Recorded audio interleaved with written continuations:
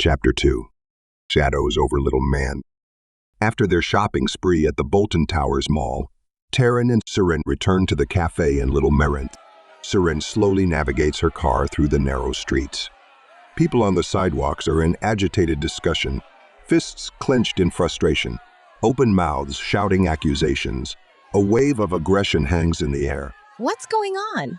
Seren frowns upon the changes in the usually spirited but peaceful streets of Little Mranth.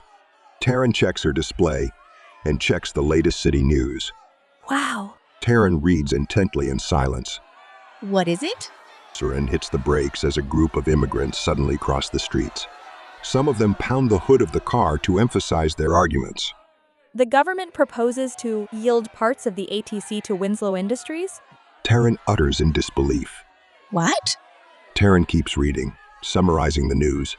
The government retains legislative power, so they say. She says, But funding and executive power are in Winslow's hand, a second ATC. Taryn's eyes shoot out onto the streets. She roams the depth of her legal experience for procedures that could prevent this disaster, but finds none. Brilliant. Seren mutters, frustrated at yet another problem in her world. For Seren, the ATC is a life-threatening monster, and someone just gave this monster steroids. They'll never get through with this. Taryn murmurs, but her voice carries more hope than fact. Swiping her display for more, she has a hard time finding relevant information. The message boards are on fire over the proposal and thousands of messages flood the chat channels. But why are the immigrants so pissed off? Seren asks, dumbfounded. The citizens should be raging. Meanwhile, the car found a parking space and positions itself between a produce stand and a vendor for fine clothes. These people fear for their homes. Taryn tells her. Many of the immigrants here are just tolerated. They have no legal rights. After exiting Seren's car, they pass through the agitated crowd on the market and quickly head for their hideout cafe. The ATC will clean up Little Mranth and other quarters nationwide. Taryn says. Where will they go? Back into lifeless deserts? She asks, frustrated. This is bad, Seren. Really bad. She glances at Seren, who surveys the street and the cafe that lies ahead.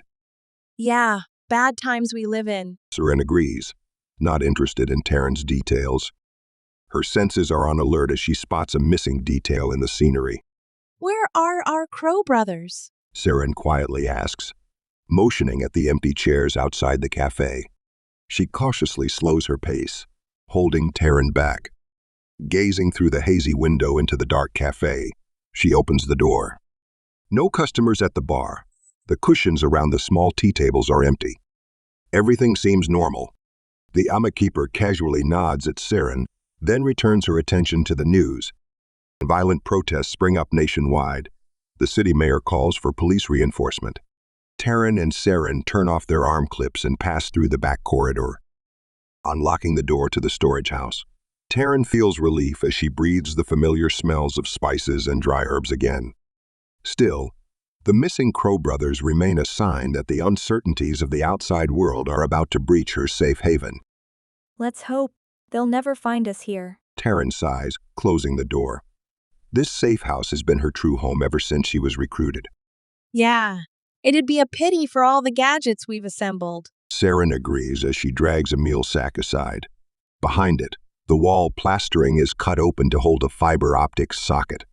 Taryn looks around the room and up to the dried herbs on the ceiling. An uneasy feeling tugs at her consciousness. So many missions started right here. She thinks as melancholy overcomes her.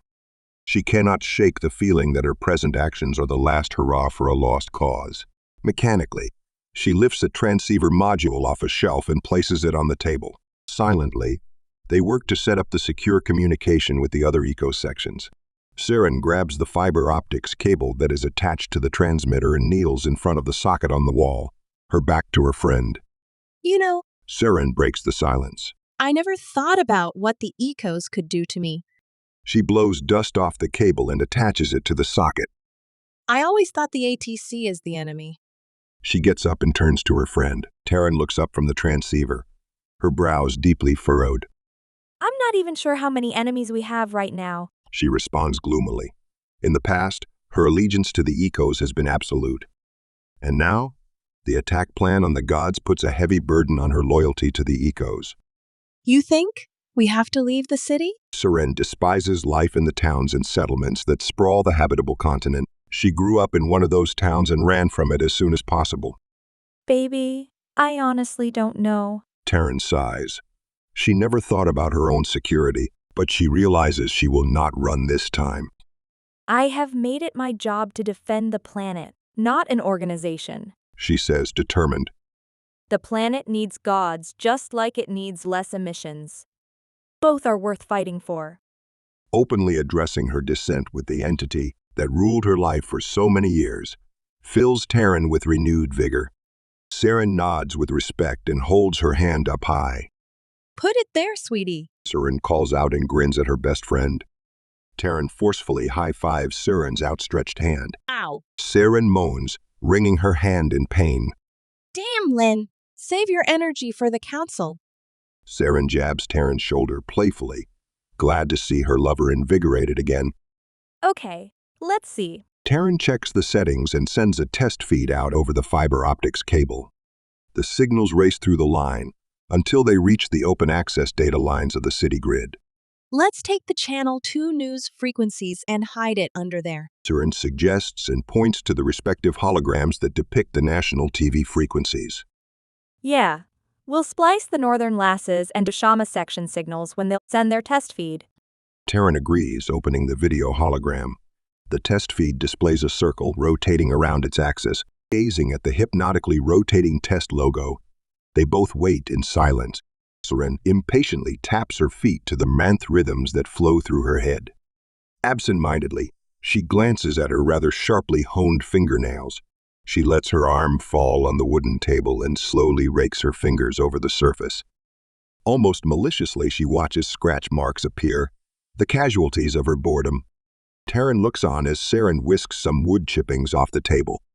The traces of Seren's previous fingernail attacks are visible all over the surface. You really should be more careful with your nails.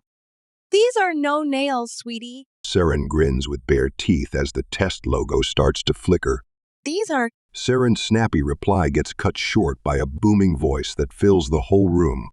Northern Lasses section member Carrion reporting in. The video hologram shows a large bearded crow with a traditional woolen cap on his head. For Ecos. He greets them with a raised fist.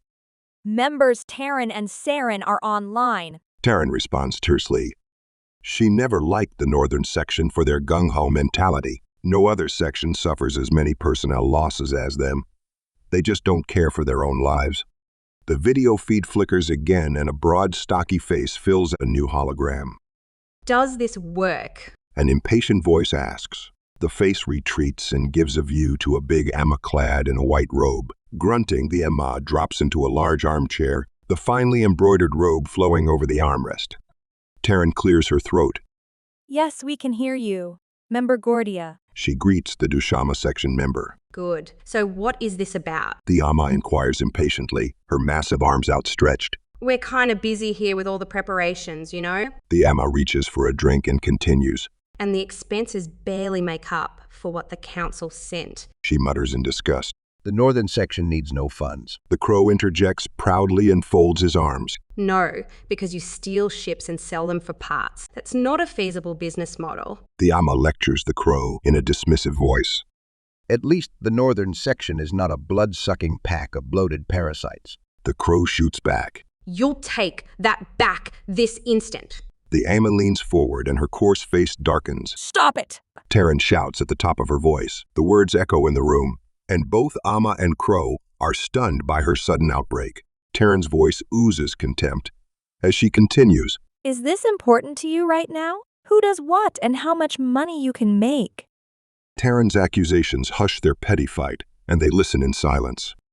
Do you really want to destroy the gods? She awaits their answer. The Northern section will carry out the requested mission. The bearded crow responds. The council said. Taryn cuts him short. No. What do you say? Don't hide behind the council. Are you even in command of the Western Lasses section? The Amma asks, challenging Taryn's credentials. Siren inhales sharply and violently pushes her chair back. Are you crazy?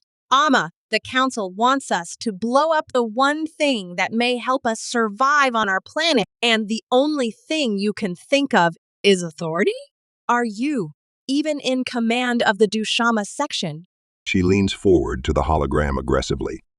Go play with a kitten, child. The Amma snarls, waving her hand at her dismissively. You don't know what you're talking about.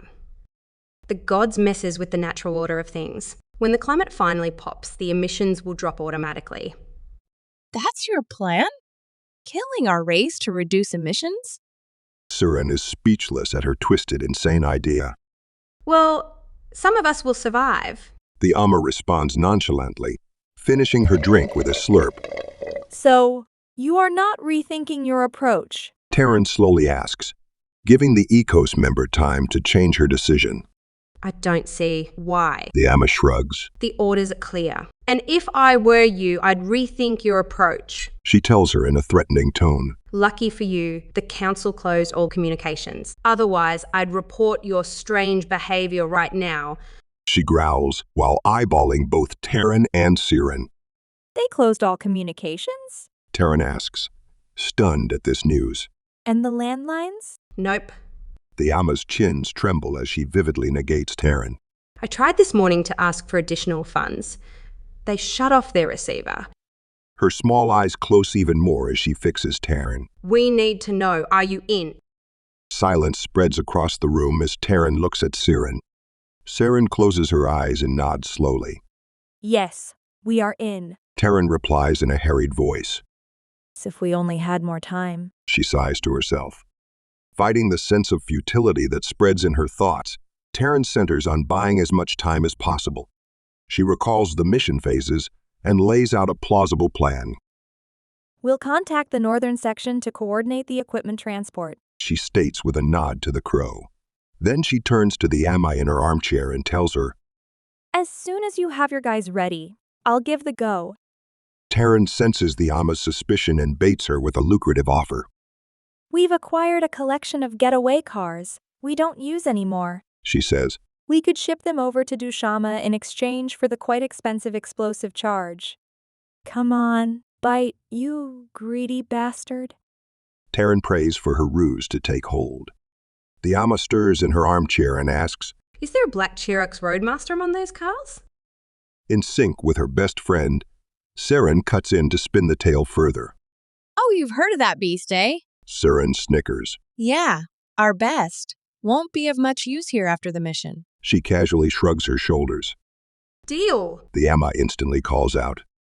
But we'll call the shots. She says confidently. We'll tell you when to go.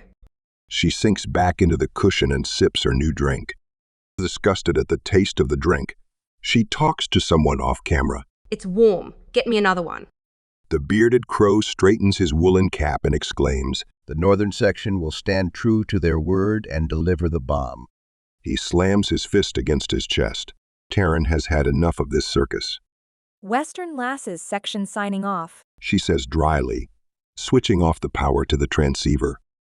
At least we bought some time. Siren snorts as she picks up the chair again. She pirouettes the chair around its axis and straddles the seat in one fluid motion. Covering her head with her hands, she exhales in frustration. We are fucked up She sighs. beyond any recognition. We need help. Taryn nervously taps the table with her fingers. Help. Siren puts all her contempt in this one word as she gazes at Taryn. Who can help us, Taryn? She inquires, offering increasingly insane answers. Ray? The cops? The ATC? Winslow Security? Siren shakes her head in resignation. No, Taryn. She quietly says. We're alone in this. Her brows furrow as she grasps the meaning of her words. The odds are so stacked against them. Without her fighting spirit, she may have folded right away. Meanwhile, Taryn tries to shake visions of her and Siren living out their lives in some unknown settlement, baking under a relentless sun. Estranged by everyone, she stands at a crossroads in her life, and the choices ahead are all hard to bear. Are you still okay with the dinner at Ray's place? Taryn quietly asks. Honestly, I could go for some desert worm fillet before all of this blows up in our face. Saren replies gloomily. As I said, that will be an interesting dinner. What do you mean? Nothing?